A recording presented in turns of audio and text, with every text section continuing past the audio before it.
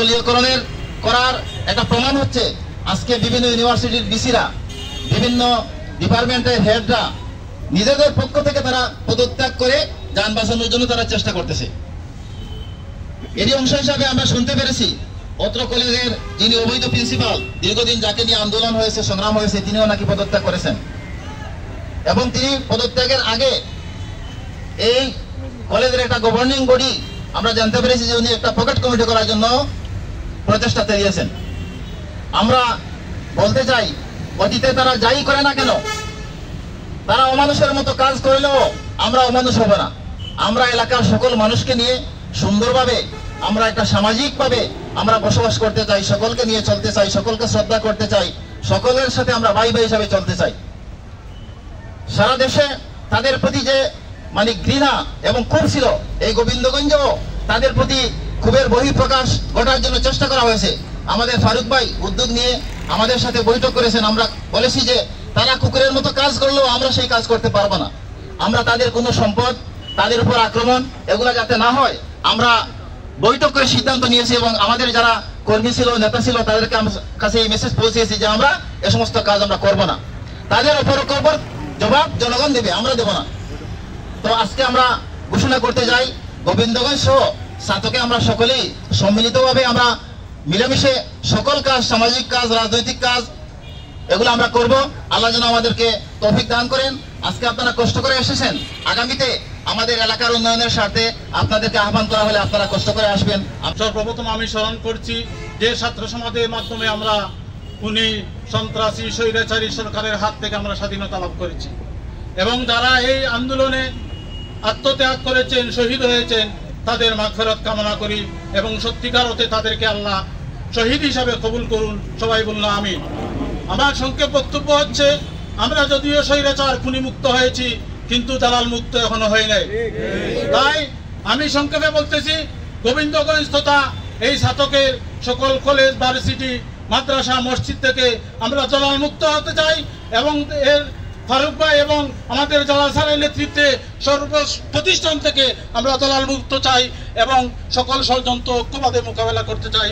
যে রাহু আমাদেরকে গ্রাস করেছিল, যারা তাকে রাহু বানিয়েছিল, তারা এখনো বহাল তবিয়তে ঘোরাফেরা করছে, বিভিন্ন ষড়যন্ত্রে লিপ্ত আছে। আমি বলতে চাই, তারা যেভাবে এলাকার সর্বস্তরের মানুষকে বাহিরে রেখে সমস্ত প্রতিষ্ঠান, সরকারি বেসরকারি সমস্ত প্রতিষ্ঠানকে তারা দলীয়করণ করেছিল, আমরা এই সমস্ত লোকদেরকে সাথে নিয়ে আগামীতে চলতে পারবো না। আমরা চাই এই রাহুর কবল থেকে মুক্ত হয়েছি, রাহুর ছেলাধামুন্ডের কবল থেকে আমরা মুক্ত হতে চাই। আগামীতে বিভিন্ন প্রতিষ্ঠানে, বিভিন্ন কমিটি যাতে রাহু মুক্ত হয় সেই দিকে লক্ষ্য রেখে চলার আহ্বান জানিয়ে আমি আমার সংক্ষিপ্ত বক্তব্য শেষ করছি। খোদা হাফেজ। বিএনপি এবং জামাতে ইসলামী এবং খেলাফত মজলিস সহ সর্বস্তরের সচেতন নাগরিক নেতৃবৃন্দ, আসসালামু আলাইকুম। বক্তব্য অনেকটা পরিষ্কার হয়ে গেছে। বক্তব্য হলো এক, আমরা গোবিন্দগঞ্জকে দালাল মুক্ত দেখতে চাই, ঠিক না? আমরা গোবিন্দগঞ্জবাসী বিগত 16 বছর নির্যাতিত, নিপীড়িত হয়েছি। যাদের দ্বারা হয়েছি তাদেরকে আমরা আর দেখতে চাই না, ঠিক না?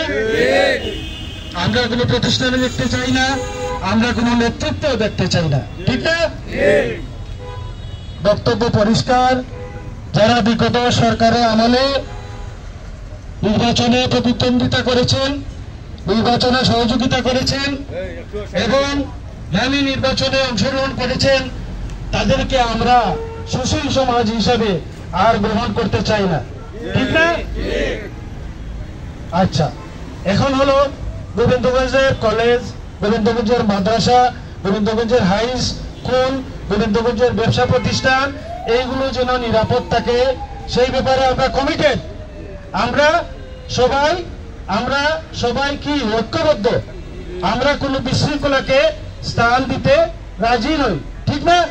আমরা সুন্দর সমাজ করতে চাই, আমরা সুন্দর গোবিন্দগঞ্জ করতে চাই, আমরা সবাইকে নিয়ে আগামী দিনগুলোতে আমরা সুন্দর গোবিন্দগঞ্জ তথা সুন্দর সার্থক করতে চাই, ঠিক না?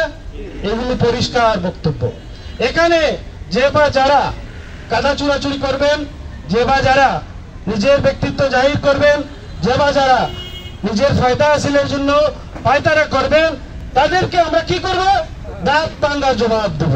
বিগত 1 জুলাই হতে 5 তারিখ পর্যন্ত বৈষম্য বিরোধী ছাত্র আন্দোলনে নেতৃত্ব দিয়ে এদেশের ছাত্র সমাজ, যুব সমাজ এবং এদেশের রাজনীতিবিদ এবং আবাল বৃদ্ধ বনিতা যেভাবে ঝাঁপিয়ে পড়ে আমাদেরকে দ্বিতীয় মুক্তিযুদ্ধ এনে দিয়েছে, যারা নিহত হয়েছে তাদের আত্মার মাগফিরাত কামনা করি এবং যারা এখনো হসপিটালে দুঃখে দুঃখে কাঁদছে তাদের জন্য আমরা আশু রোগ মুক্তি কামনা করি।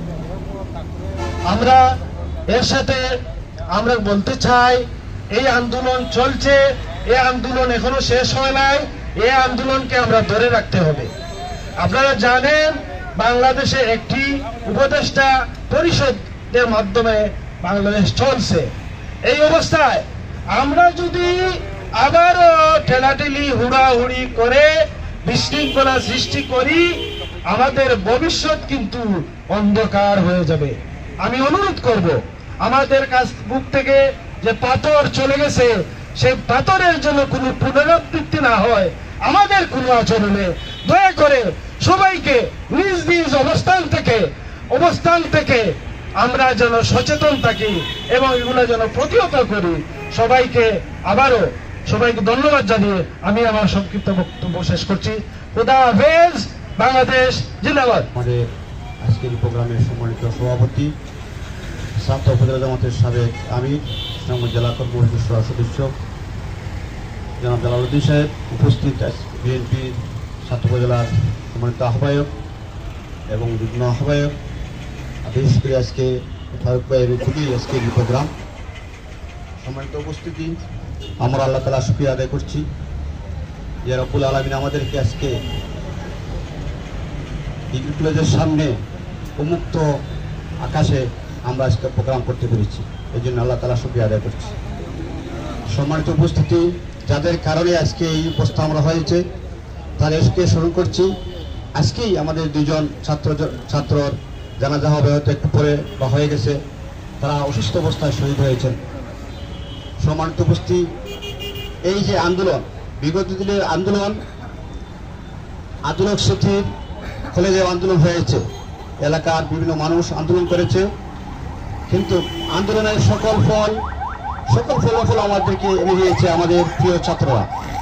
এই জন্য আমরা ছাত্রদের যারা শহীদ হয়েছেন তাদের রুহের মাগফিরাত কামনা করছি এবং তাদের শহীদ মর্যাদা কামনা করছি, তাদের সুখ সন্তপ্ত পরিবারের প্রতি সমবেদনা জ্ঞাপন করছি। যে দীর্ঘ আন্দোলনের পর ছাত্র সমাজের এই পরিবর্তনের কারণে এই যিনি অর্থ কেলেঙ্কারি এবং নিয়োগ কেলেঙ্কারি করেছিলেন অধ্যক্ষ সুবহান রফিক, তিনি প্রত্যাগ করেছেন। এই জন্য আল্লাহ শুকরিয়া আদায় করছি।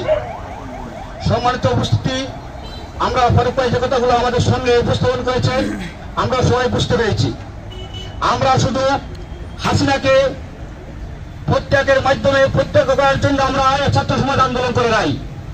এই আন্দোলন করেছে বঙ্গভবন থেকে নিয়ে একে নিচ পর্যন্ত যারা প্রশাসন করেছে, জাতিকে গ্রাস করেছে, সবাই উৎখাত করার জন্য আমরা ছাত্র আন্দোলন করেছে। পৃথিবীর ইতিহাসে 300 আসন নিয়ে 300 সংসদ সদস্য নিয়ে কেউ এইভাবে প্রত্যাগ করে দেশ পালায় না, কিন্তু বাংলাদেশ ফেলেছে। 818 বছর পূর্বে লঙ্কন সেন দুপুরে খাওয়ার সময় দেশ ছেড়ে চলে গিয়েছিল। 818 বছর পর হাসিনা সে খানি তৈরি হয়েছিল, কিন্তু খানি খেতে পেরে নাই, সেও পালিয়ে গেছে, তার মাও পালিয়ে গিয়েছে। এই জন্য শুধু হাসিনা প্রত্যাগ নয়, আমরা মুক্ত করতে হবে যে যেখানে আছে। এই সুজাত আলী অফিসার দেখিয়ে দিয়েছেন, এই ছাত্র উপজেলায় যারা অন্যায়ভাবে সভাপতি দায়িত্ব আঞ্জাম দিয়েছেন, প্রিন্সিপালের দায়িত্ব আঞ্জাম দিয়েছেন, সকল স্তরে আপনারা প্রত্যাগ করুন। সাথে সাথে যারা এদেরকে সহযোগিতা করে এসেছেন তারাও সমাজ থেকে একটু আউড়ে চলে যান। সম্মানিত উপস্থিতি, আগামী পথ চলা হবে বিএনপি নেতৃত্বে, জামায়াত ইসলামের নেতৃত্বে, খেলাফত মজলিসের নেতৃত্বে, ছাত্র সমাজের নেতৃত্বে। যারা আমাদেরকে এই পরিবেশ এনে দিয়েছে তাদের পরামর্শ ক্রমে চলবে। আপনারা শিক্ষা নিতে হবে। ব্রিগেডিয়ার সাখাওয়াত হোসেন একটা কথা বলার কারণে, একটি বিবৃতি দেওয়ার কারণে তার পরিত্যাগ করতে বাধ্য হয়েছে। তাকে পাট ও শিল্প শ্রম মন্ত্রণালয়, বস্ত্র মন্ত্রণালয় দেওয়া হয়েছে। এরা খেলা করেছে, এই ছাত্ররাই করেছে। এই জন্য আমি আপনাদেরকে বলতে চাই, কোন অবস্থাতে যেন ছাত্ররা গণতন্ত্র আন্দোলন করতে হয় এমন পরিবেশ আপনারা তৈরি করবেন না। আপনারা সকলকে নিয়ে পরামর্শ করে নিয়ে পরবর্তী যে কোনো কাজ করার জন্য উদ্যত আহ্বান জানিয়ে আমার কথা শেষ করছি।